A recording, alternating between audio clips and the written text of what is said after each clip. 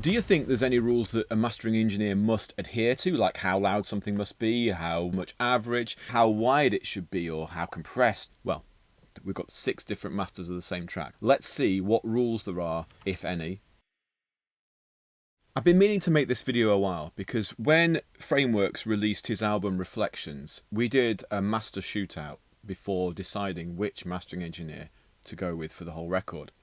So we picked one of the tracks, Blue Light, and ran it through 5 engineers. One of them did a stem master as well as a stereo master. In this video, I'm going to show you the differences between these 6 masters compared to the original mix. I think it's super interesting because it tells you a few really critical things.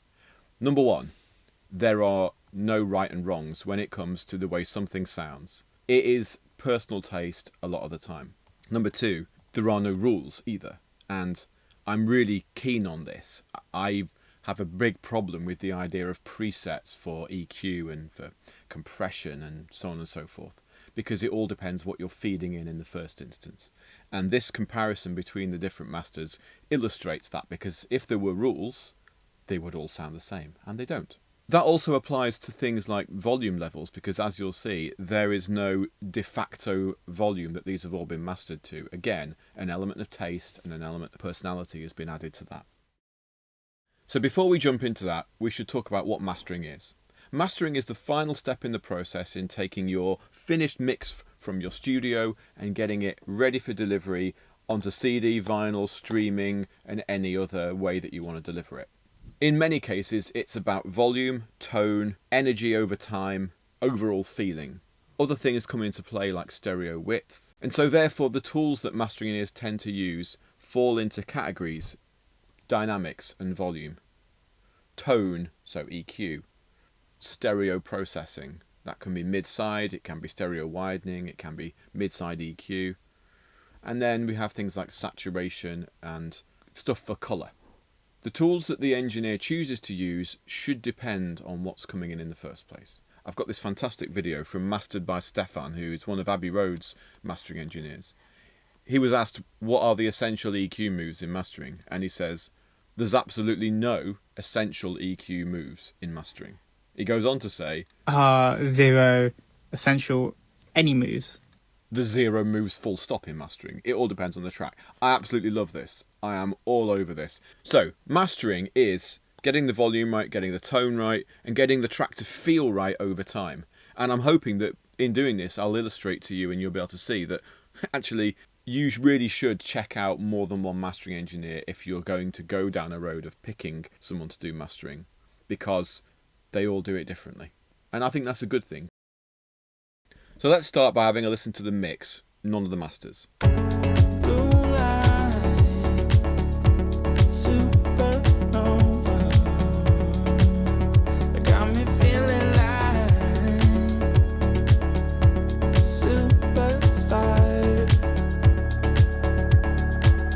Okay, so what I've done here is I've taken all of the masters and level matched them to the mix by average volume, by RMS volume, using Logic's level meters. So this is numerically the same volume. Straight away what you'll see is that the peak values are lower from one to the next, which is because they're all mastered to a different volume. I'm going to switch off the gain plugins that I've used to level match these so that you'll now see on the level meters the actual level that the mastering engineer put the track onto. And we'll do it, we won't listen to the track, I'll just press play and you'll see. Okay, so firstly, peak levels. They're all set for different peak levels. So the loudest peak level, minus 0.1. The quietest peak level, minus 1.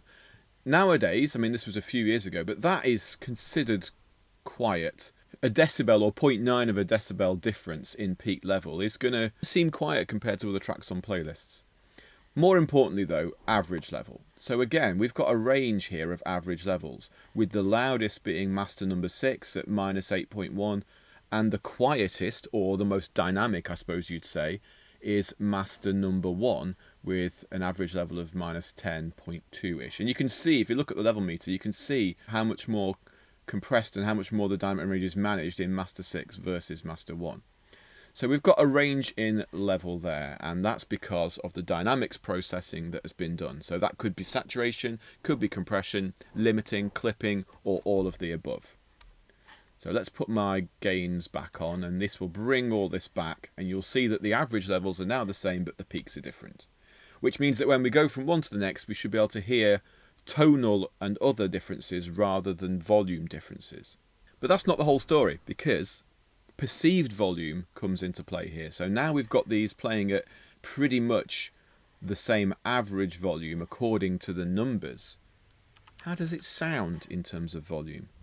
So what we're going to do is we're going to listen to this and figure out how it feels from an average level point of view. So we're going to start with the mix, and then I'm going to quite quickly move through the masters, soloing one at a time, so that you can start to feel the different volume levels. Mix. Okay, jumping into the masters. Here we go. 1, 2.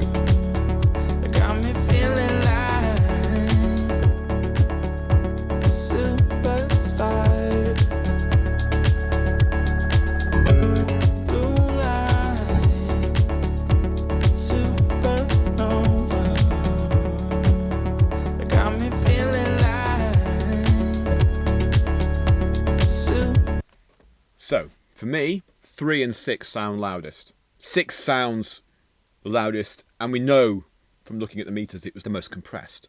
So, interesting, they all read the same, they don't sound the same. So volume is not just numerics, volume is how it feels too. Tone, that's the next one. So what we're going to do is we're going to look at the mix versus the master for each one and listen to the tonal difference. So I'll flip between mix, master, then we'll do that for each one. So firstly, mix versus master 1, and you'll see master 1 appearing as the red line.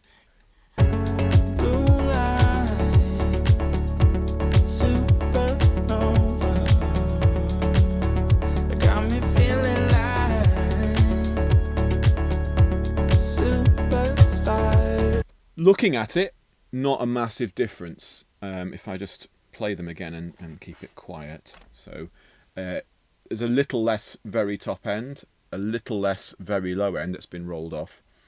Throughout the rest of it, the master has a little less in the low mids, but in general it's fairly consistent. Tonally it sounds similar. There's other changes, we'll come back to those, but tonally it sounds similar. Let's go for mix versus master 2. Mix. Master 2.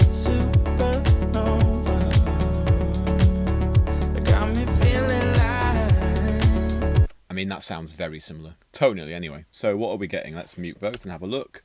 Again, very tops rolled off a bit, very bottoms rolled off a bit. A little more in the tops, in the high mids. A little less in the low mids. So just a little bit of a tilt. Nothing big, nothing extreme. Okay, so mix first, then master 3. That's mix. Master 3.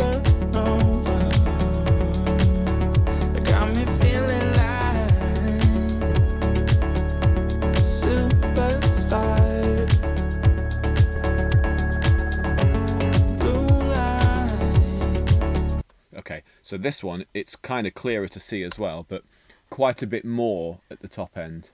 In fact, kind of from the sort of subs onwards, it just lifts up. So the whole thing's been just picked up. It's like an EQ curve that's just like a straight line. That was terrible. It's like an EQ but curve that's just a straight line. There's not even a curve from the bottom upwards. And then, of course, the very subs rolled off and some of the very, very tops. Let's look at mix versus master 4. Let's start with the mix. Master 4.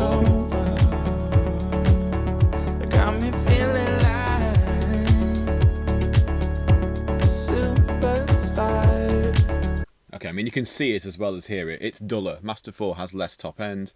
There's actually kind of more going on in the low mids in Master 4. So Master 4 is almost the opposite of Master 3 in terms of the tonal character. The thing is, if you hadn't listened to Master 4 next to Master 3, you might be quite happy with how Master 4 sounds. But of course, as soon as you put it alongside something that's brighter, the thing that's brighter sounds a little better quite often, because a lot of the perceived energy, the volume, is in the higher mids. So, interesting. Mix. Master. Yeah, it's kind of a little bit woollier, but, you know, doesn't mean it's bad. It's just different. Alright, so Master 5. Start with the mix. Master 5.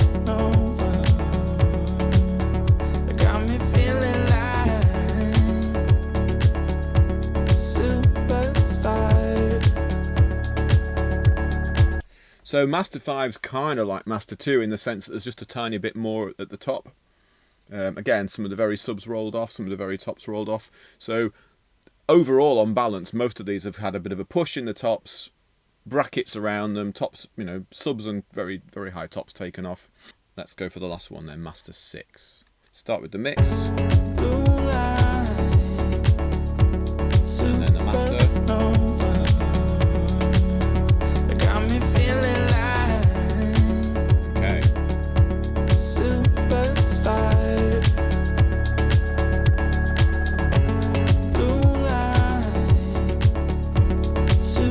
Alright, so Master 6, again, 500 upwards is quite a kind of bit of a lift. This is the only one, it seems, that hasn't taken off the very subs. In fact, there's more. I find that interesting. I think every other mastering engineer rolled off the subsonics below 20. This one's left them in. And I feel like that's unnecessary energy. I don't think there's anything in the 10 to 20 hertz space that's going to be super helpful in this track. It's not like a big club track. In fact, we can probably have a listen to that. Very low band. Let's see what's in that. It's just sub. I mean, it's not bad. It's not bad to have it there, but it's interesting that the other engineers have got rid of it. So we can see that most of the engineers took an approach to pick up the top end a bit. One decided to drop it a bit. So interesting. Stereo is something that is hard to look at, but we can try with this tool. So we're going to again go around the masters. So we'll start with mix versus master 1.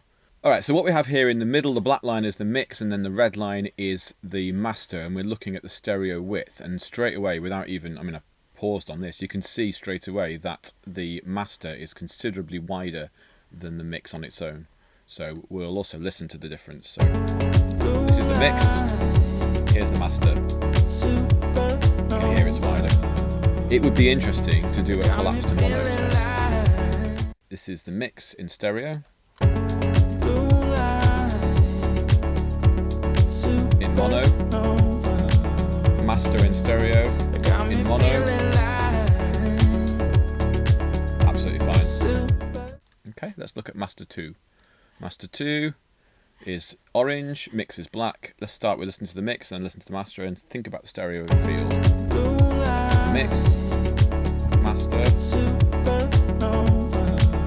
mono test. Everything's fine there. So mix, master. This one isn't as different, is it? It's not as wide as the first one. Let's look at master 3. Master 3 is green. Same thing again, start with the mix, then the master, mono test.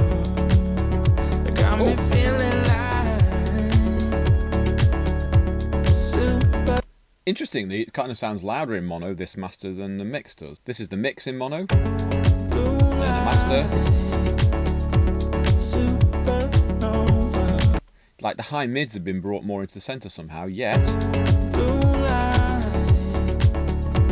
I think, no, it's just that the high mids have been brought out in general, actually, so.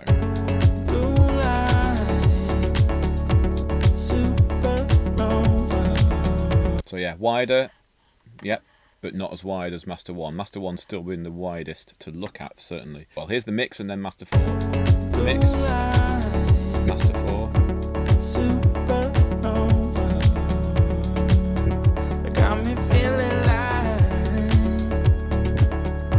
I mean, stereo-wise, it's hardly any different. Mono test. Mix. Master. Ooh, that's not good. Mix. Master.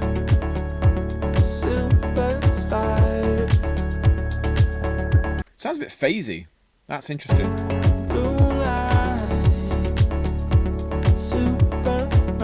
In fact, it kind of looks, if you look at the image, it looks a little bit like it's off-centre.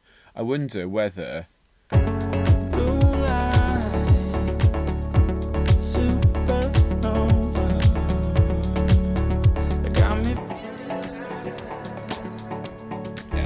It's not fully out of phase by any means, we don't need to do that, but it does sound some things happened a little bit with phase, maybe some analog gears being used and it's... Anyway, don't know.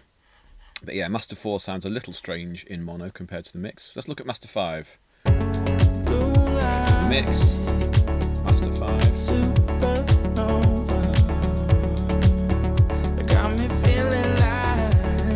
Doesn't feel greatly different. It looks slightly wider. Doesn't feel a lot different though. Mono test, mix, master, mix.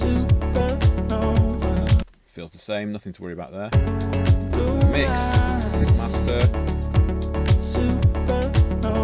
Yeah, I can't really tell a great deal of difference between the mix and the master in terms of stereo. And then lastly, Master 6. So start with the mix, and the master. Mix, master, definitely wider. Let's try a mono test, mix first, then master, mix, master. I mean, it's hard, yeah. Again, with Master 6, we're basically hearing the difference in energy because of the compression and the saturation on it. Okay, let's put them all on, and we'll be able to see which one is widest. I think it's going to be Master 1, which is red. Yeah. So yeah, Master 1 is by far the widest, followed by, it looks like Master 3, the yellowy one. So really interesting when we look at the stereo spread across the tracks, because there is kind of an inconsistency there, some clearly wider, some clearly more narrow. One went a bit weird into mono. But again, in general, what we're showing here is there's no actual consistency, there's no rules, it's a personal taste thing. So I've level matched these in Logic, but if you look at a short-term loudness level, you can see that there's variance. So to match this, I would need to change the controls a bit, and I wonder if I change the controls so that this read the same, it would feel louder. Which would make sense because we said that 3, or I said that 3 and 6 to me sounded the loudest, and actually they're reading louder on here. So 3, let's see how far we need to pull 3 down so that it reads the same. I mean, that's more consistent, isn't it? And then 6, to get 6 to read the same, we need to pull it down. Okay, that looks more consistent. I'm going to jump between them again, and we're going to see if they feel more consistent from a volume point of view. So mix. And here we go. So through 1.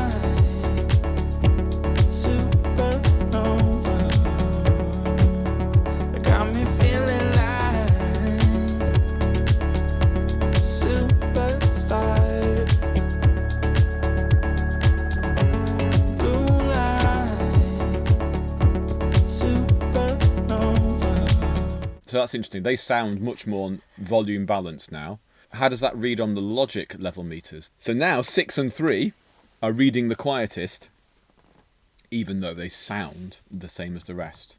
So that just tells you something about the way that saturation, tonal balance and compression have an impact on the way something feels and the way it reads.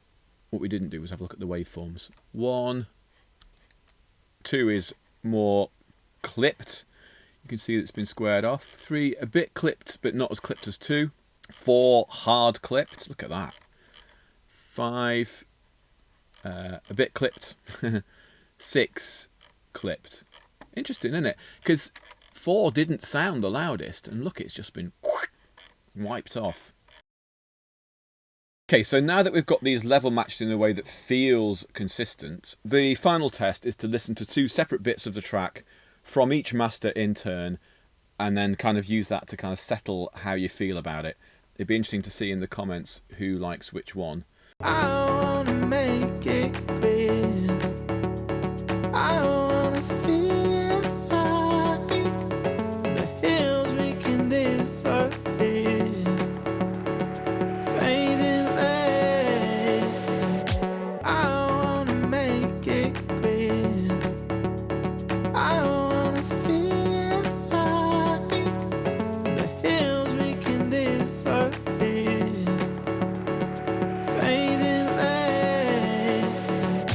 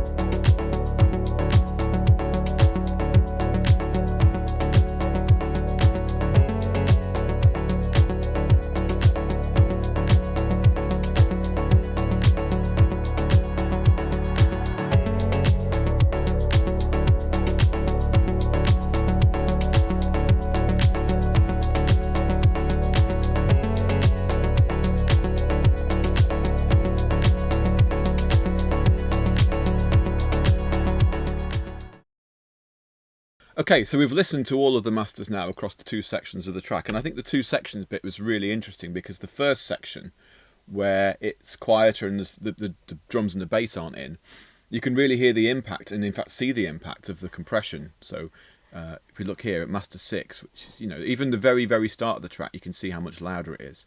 Dynamics versus volume is a really big thing, and for me, Master 6 is too squashed. I like where Master 3's sit in. I wish I could remember who did which, but in some ways it's kind of better that we can't remember. For me, this is really interesting. We can just get a feel for the fact that mastering is a taste thing as much as it's anything else. And I love the fact that it means that we can say safely there are no rules. So next time you read something about mastering must be X and mastering must be Y and this preset, blah, blah, blah, it's a load of bollocks. Like, do what sounds right for the track, and ultimately what you do might not be what someone else likes, but that's okay, because it might be what the next person likes. So I think it's important to have your own approach to these things.